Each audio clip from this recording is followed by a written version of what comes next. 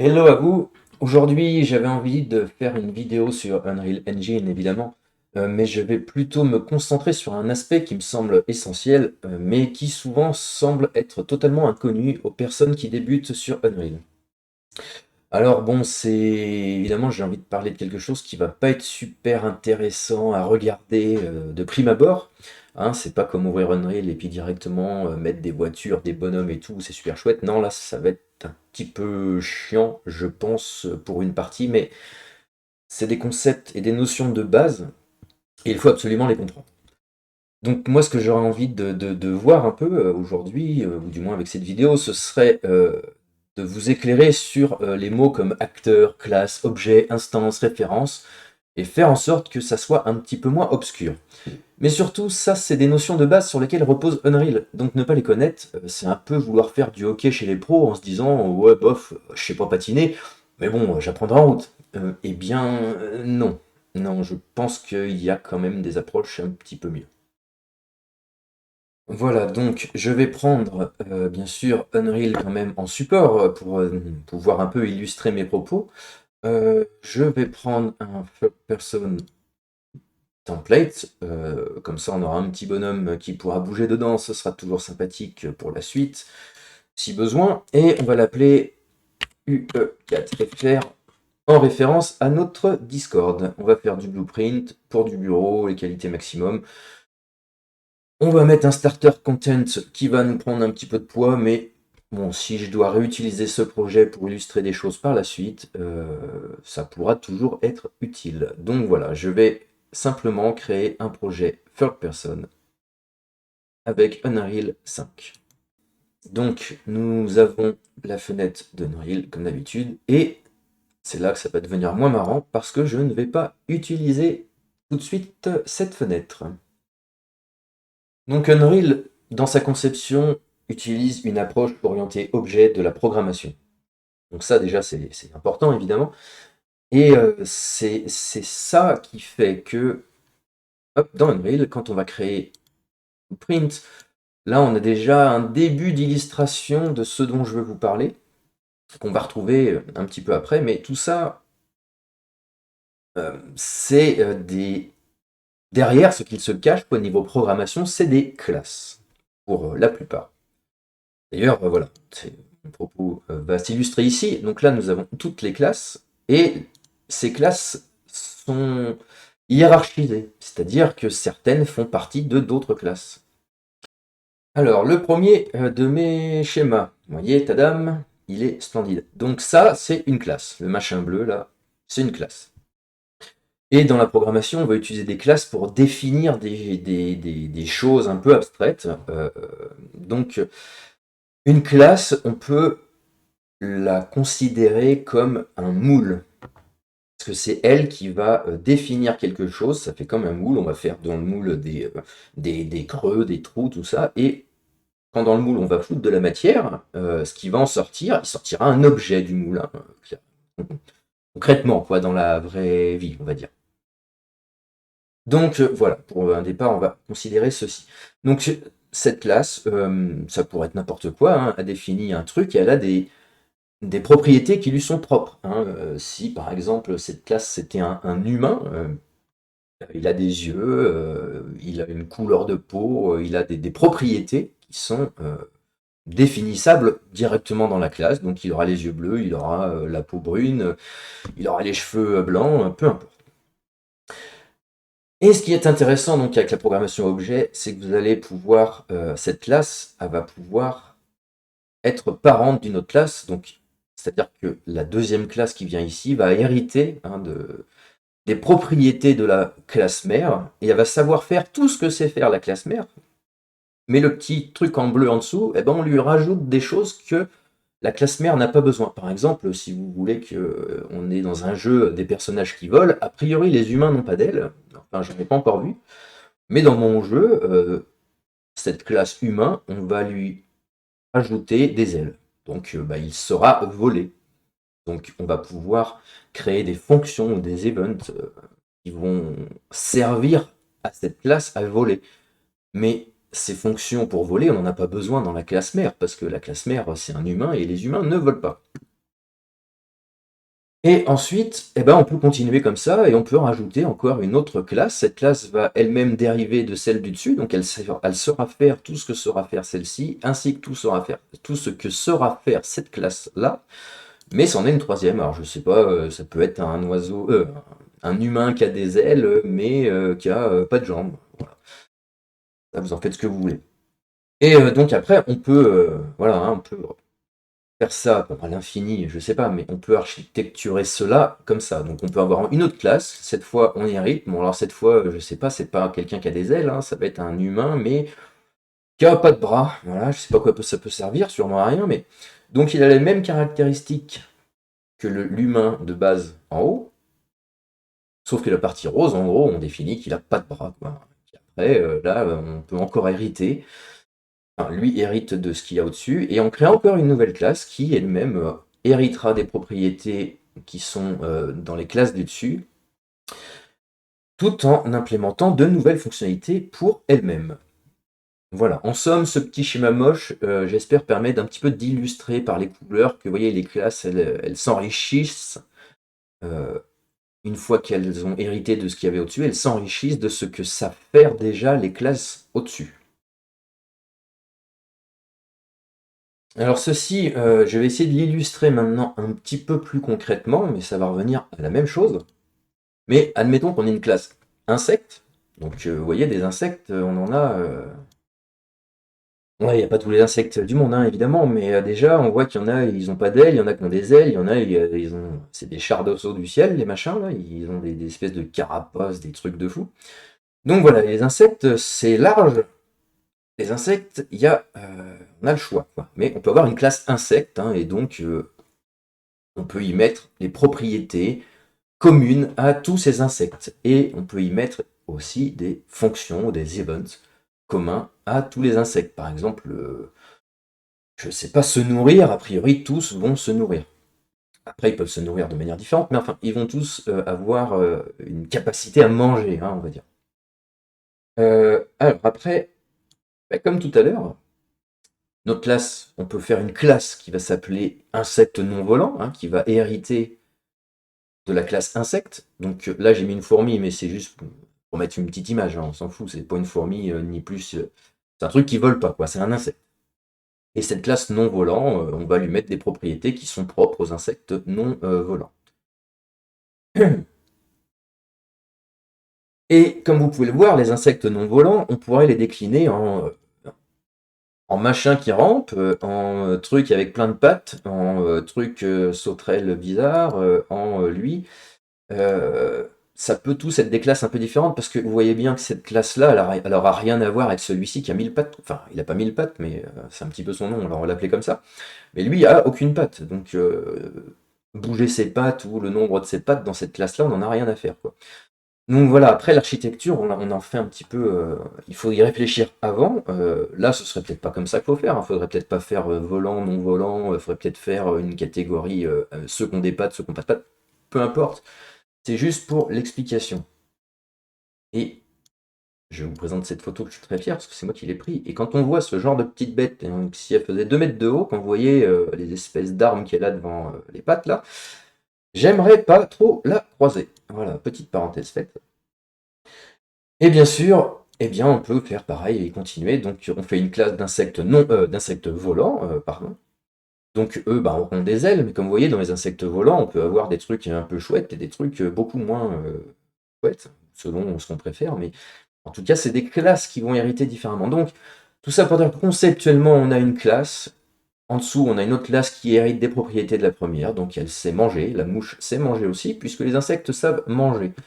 Par contre, la mouche sait voler, enfin, ce machin-là va savoir voler, alors que lui ne saura pas voler, quoi. Il fait partie d'une classe qui ne vole pas. Bon, j'espère pas être trop confus, mais voilà, conceptuellement, voilà un petit peu toute cette histoire de classe, de hiérarchie, voilà. Mais pour l'instant, je parle pas d'objet, pas d'instance, hein, je parle vraiment de classe. On crée des moules, pouvoir depuis ces moules, sortir des objets qui vont avoir une réalité dans le monde de Unreal. Voilà, donc dans Unreal, on va reprendre notre fenêtre de tout à l'heure. où nous retrouvons nos classes. Et j'espère, parce que sinon c'est que vous avez pas du tout suivi ce que j'ai pu expliquer avant, ou alors que j'explique tellement mal que vous l'avez pas compris, mais ici on retrouve l'architecture dont je vous ai un petit peu parlé tout à l'heure. Et en effet, un acteur, pour Unreal, il hérite de objets. Et dans les acteurs, il y a plein de choses hein, que vous allez utiliser dans Unreal, mais tous, finalement, sont des acteurs. Ils héritent tous de la classe acteur. Ok. Et si je prends après un pawn, et si vous ne savez pas encore ce que c'est un pawn, bah, il faudra regarder d'autres vidéos, je pense. Mais donc un pawn, c'est simplement un acteur auquel on a ajouté des propriétés lui permettant de bouger, on va dire. Il va être capable de se déplacer. Caractère, bah, ça hérite de pawn, parce qu'un caractère, ça peut bouger. Mais on va lui rajouter des petites choses en plus, hein, comme sur mes petits schémas avec les petites boucles bleues, on va lui rajouter une partie qui est liée à un humain, c'est-à-dire il va pouvoir sauter, euh, courir, enfin un humain, pas vraiment un humain, mais vu qu'ils l'ont appelé caractère, je suppose, on va dire au moins pour un bipède. Donc il peut sauter, s'accroupir, faire quelques petites choses déjà de base, quoi. Donc la classe caractère est déjà une classe assez avancée, mais qui hérite de pawn, qui elle-même hérite d'acteur, qui elle-même hérite de object. Donc je pense qu'avec ça, déjà, peut-être quelques petites choses ont pu s'éclaircir, même si vous devez vous dire, oui, bon, bah ok, ça je l'ai compris, mais non, vraiment, c'est important de bien comprendre que c'est structuré, hiérarchisé, et qu'on ne met pas tout n'importe quoi, et tout et n'importe quoi, n'importe où, dans n'importe quelle classe. Il y a quand même quelques petits standards à suivre, hein, mais évidemment, quand on ne les connaît pas, on ne peut pas les inventer. Ok, donc si maintenant on prend dans les blueprints une classe objet, et celle-ci, et qu'on va voir dedans, dans la partie détail, vous voyez, il n'y a pas grand-chose, hein, c'est pas faire grand-chose cette classe-là, elle est la plus simple possible, on peut en faire diverses choses, mais c'est pas, voilà, c'est pas trop le but de montrer ça, c'est juste pour montrer que donc là, elle ne sait pas faire grand-chose, elle est plutôt en haut de la hiérarchie. Alors que si on prend un acteur, qu'on peut retrouver ici, hein, lui, il va implémenter plus de choses de base déjà.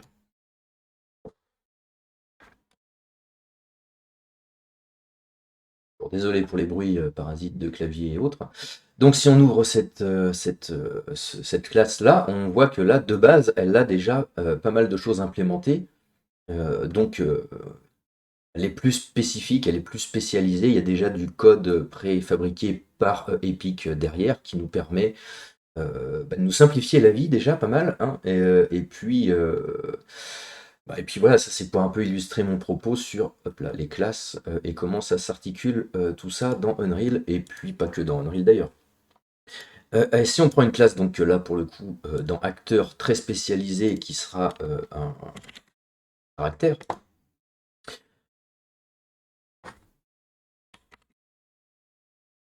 et que nous ouvrons donc cette classe, alors là on va normalement avoir une spécialisation beaucoup plus forte. Et donc cette classe sait faire tout ce que sait faire la classe d'avant elle, hein. Donc il y a des choses qui étaient déjà dans la classe qu'on va retrouver ici. Tac.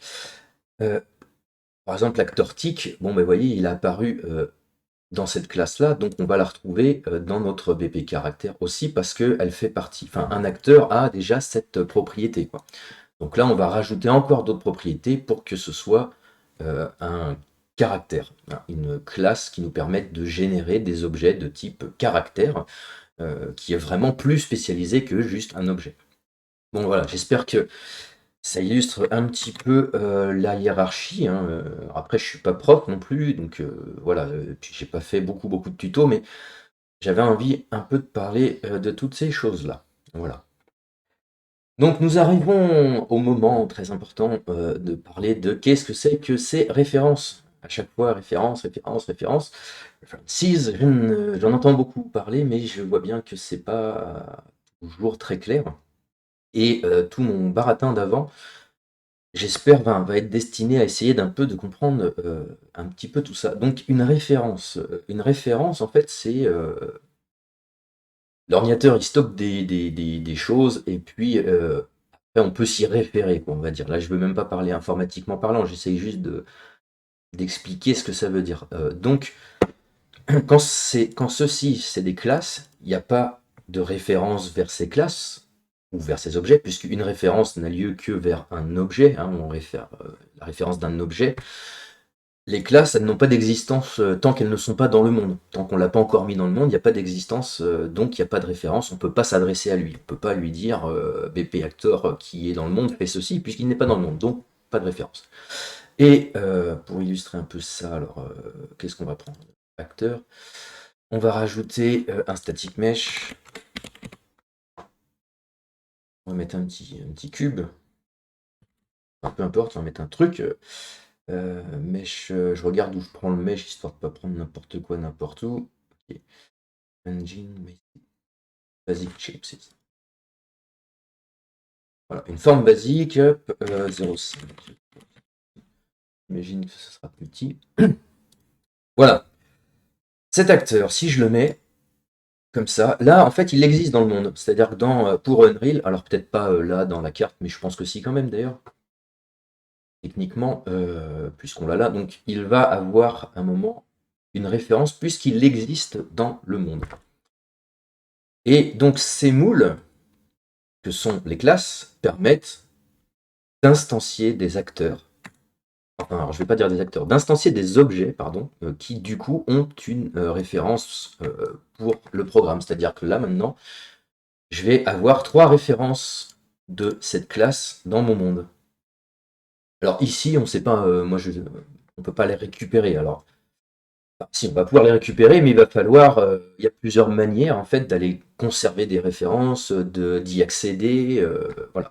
Donc je vais, juste pour illustrer peut-être ce que c'est une référence, encore une fois, faire quelque chose d'un peu bof et nul, mais c'est juste pour vous montrer. Alors je connais pas bien encore Unreal 5, donc je vais juste couper pour trouver quelque chose que je ne sais pas où ça se trouve dans cette nouvelle interface. Donc on va aller regarder, on va ouvrir le level blueprint. Je ne vais pas débattre du level blueprint ici, juste une fois je fais pas un tuto où je vous dis il faut faire comme ça, donc n'allez pas coller des trucs dans le level blueprint comme je vais faire là juste pour le fun, c'est pas l'idée quoi. Donc là au begin on va juste utiliser une fonction qui s'appelle get all actor of class, le fameux. Et donc là, pour ceux qui ne savent pas ce que c'est, bon, dans la carte, il y a un blueprint qui est lié à la map, à la carte, au level. Au démarrage de ce blueprint, je lui demande d'aller me récupérer toutes les classes qui sont dans le monde. Et toutes les classes lesquelles, justement, je vais lui dire de trouver les miennes qui s'appellent BP Actor. Et là, on a justement on va avoir les références de tout, puisqu'il va me chercher tous les acteurs de la classe BP Actor. Donc tous les acteurs instanciés dans le monde de cette classe, lui, il va les retrouver, il va balayer tout le monde, il va me dire, voilà, je te donne un tableau, dedans, voici des références de cet acteur que tu m'as demandé, et il va en trouver, par exemple, on va voir combien il en trouve.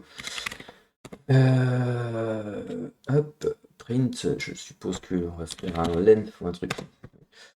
Voilà, et on va avoir un petit message. Hein. Là, je vais lui demander combien il trouve de classes, avec la taille, en lui demandant la taille de mon arrêt. Ça, soit vous savez ce que c'est, soit vous ne savez pas.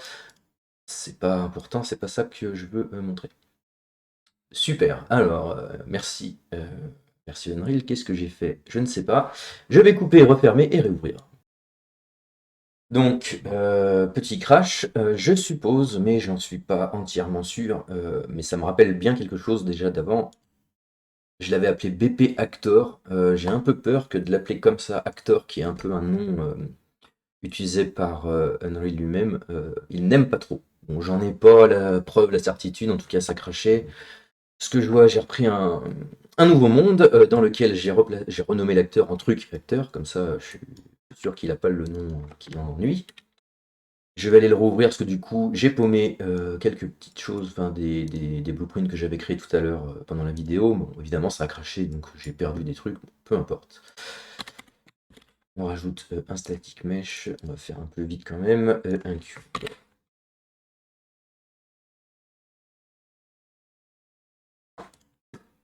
Hop,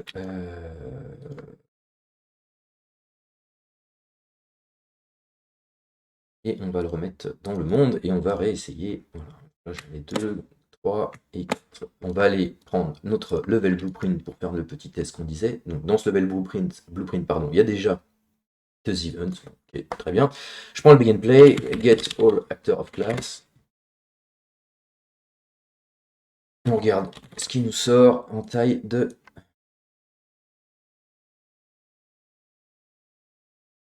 d'array. Si on fait play, ça c'est mon level qui veut sauvegarder parce que je ne l'ai pas encore sauvegardé, on s'en fiche. Si on fait play, on a des cubes et on a une left de 0. Ok. Évidemment, j'ai pas choisi mon acteur truc. Donc nous en avons 4. Et effectivement, nous avions bien 4 cubes. Donc là, on a bien récupéré quelque chose. Et ça, alors ça c'est un array, c'est un tableau, c'est un peu particulier, mais dedans, c'est un tableau qui contient des références vers l'acteur instancié dans le monde. Et ces instances, ces références, pardon, c'est celles-là que nous allons retrouver après et que nous allons devoir utiliser avec le fameux cast to qui fait soit peur ou qui est l'incompréhension de pas mal de gens. On va essayer, je vais essayer du moins d'expliquer ça un petit peu plus maintenant avec ce que j'ai expliqué tout au long de cette vidéo. J'espère être un peu plus clair. Juste un petit point que j'ai oublié et que je tiens à montrer, mais je voulais faire une vidéo complète sur ça. Mais j'ai un petit point à illustrer quand même. Là, je vais faire F9 en cliquant sur ce node pour faire un point d'arrêt.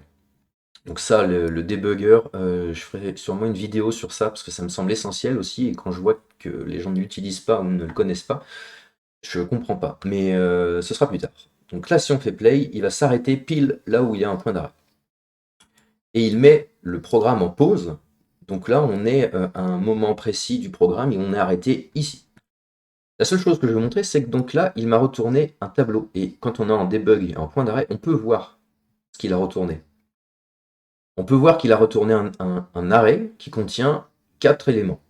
Et on peut même voir hop là, ce que contient le tableau. Et le tableau contient 4 objets. Ah, si j'y arrive, voilà. Contient 4 objets, et donc il contient 4 références vers des objets. Et là, le debugger, il vous dit même, bah, dans cet objet, voici son état.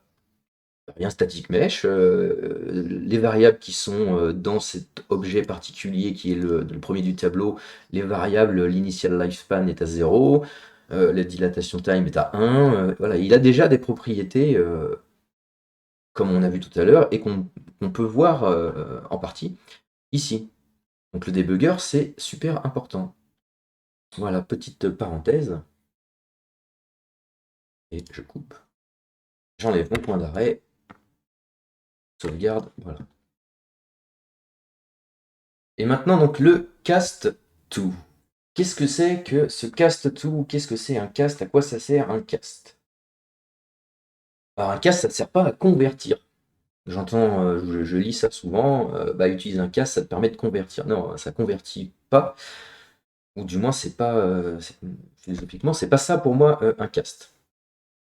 Et un cast, c'est, puisque ça, c'est des moules, les classes, hein, une classe, la BP, ça c'est un moule.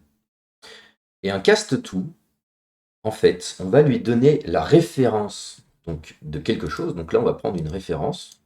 Un moment, on chope une référence qui part dans le monde, voilà, pour une raison ou pour une autre, et on va cast to cette référence. Et on va lui dire, ben voilà, j'ai une référence d'un acteur, d'un objet, enfin bref. Cette référence, est-ce que elle loge bien dans le moule truc acteur, pardon.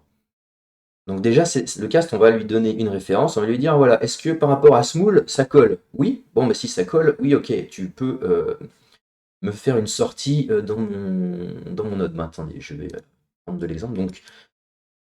Donc là, j'ai des références. J'espère que vous savez ce que c'est un for each, sinon je vais pas l'expliquer. Voilà. Mais en somme, enfin brièvement aussi, je vais l'expliquer, hein. On va parcourir le tableau et à chaque fois, on va passer ici et dire pour cet acteur-là, pour cet acteur-là, pour cet acteur-là. Donc lui, s'il y a 50 acteurs, il va passer 50 fois dans la boucle et faire une fois, deux fois, trois fois, quatre fois. Quand il a fini, il vient là, il a fini. Et ici, pour chaque tour de la boucle, bon, pour quelqu'un qui ne voulait pas expliquer, bref, pour chaque tour de la boucle, ça vous donne une référence de quelque chose, et le quelque chose, c'est justement une référence de l'acteur qui est lié au tableau qu'on est en train de parcourir. Je ne sais pas si c'est très clair, mais donc là, on va avoir une référence de quelque chose. Ce quelque chose sera bien donc la référence d'acteur ici. Et là, si on fait un cast, bon, ça n'a pas de sens, hein, on s'en fout, c'est pas. Là encore, je vous montre juste quelque chose. Donc si je lui dis cast Toto, eh bien il ne comprend pas, parce que c'est bon. Il ne comprend pas. Si je lui dis cast tout, caméra, je sais pas, ou caméra acteur, voilà. Là, on peut lui mettre plein de choses, hein. Et comme vous avez dû déjà voir vous-même, on peut même plein de choses, et du coup, pour la plupart, vous ne savez pas quoi mettre. Donc là, je lui dis, voilà, cette référence, cast tout, caméra acteur.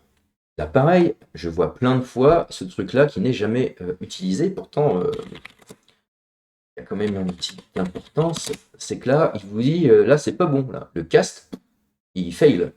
Donc, c'est-à-dire que ça ne marche pas. Donc, pourquoi ça ne marche pas? Eh bien, ça ne marche pas parce qu'on a des acteurs qui sont des trucs acteurs. On chope la référence, on lui dit la référence truc acteur. Est-ce que c'est bien du moule enfin du moule caméra acteur? Bah non, j'espère que vous avez compris là pour le coup. Évidemment que non, un BP truc acteur, c'est pas un BP caméra acteur. Donc là, il fail. Donc si on le lance, il va fail plein de fois de suite, parce que bah non, jamais c'en est un. Alors que si on lui dit cette référence, c'est un cast tout BP truc machin là, voilà. Tac. On va l'enlever pour simplifier. Donc, si ça fail, donc si c'est pas un cast truc, il va fail. Donc là, il n'y a pas d'erreur, parce que, ouais, ok, il comprend. Là, il vous dit sûrement que c'est débile ce que vous faites, mais il comprend parce qu'on lui donne bien des références de la classe truc acteur. Et quand il arrive là, il veut cast, il reprend la référence, il dit, oui, oui, c'est bien, si, c'est bien lui. Is already, ben voilà, il vous dit que c'est déjà. Il n'y a pas besoin, normalement, vous n'êtes pas assez débile pour récupérer des références d'acteurs, trucs acteurs, et juste après de vous dire, c'est bien des trucs acteurs, bah oui, c'est bien des trucs acteurs. Mais en somme, c'est pour ça qu'il râle un petit peu là. Mais ça aurait pu être autre chose qu'on fait rentrer là-dedans, et le cast tout permet donc de regarder cette référence d'acteur, est-ce que c'est bien celle qu'on veut? Si c'est le cas, oui. Et donc, quand on passe dans le oui, quand on continue sans avoir d'erreur, et bien là, il récupère une référence et. Enfin, pardon, alors là, je vais pas dire, je vais essayer d'être assez clair. Il récupère donc quelque chose. Et là, à ce moment-là, vous savez que ce quelque chose, c'est bien une référence de truc acteur. Encore une fois, c'est pour ça qu'il râle. Là, il n'y a pas besoin de ça, puisque vous le savez déjà. Mais dans d'autres cas, quand vous passez à des fonctions, à des events, des paramètres, à travers les interfaces ou peu importe, vous passez des fois des choses qui ne sont pas comme ici où c'est clairement écrit que ça va être un BP truc acteur. Des fois, vous avez ici un élément qui s'appelle simplement que c'est un acteur. Et au moment dans le programme où on est là, on ne sait pas ce que c'est. C'est un acteur, mais on ne peut pas être sûr que ce soit un truc acteur. Et effectivement, là, on fait un cast, et quand on va caster, il va vous dire, ok, est-ce que j'ai récupéré la référence? C'est bien une référence qui vient bien de cette classe d'objet.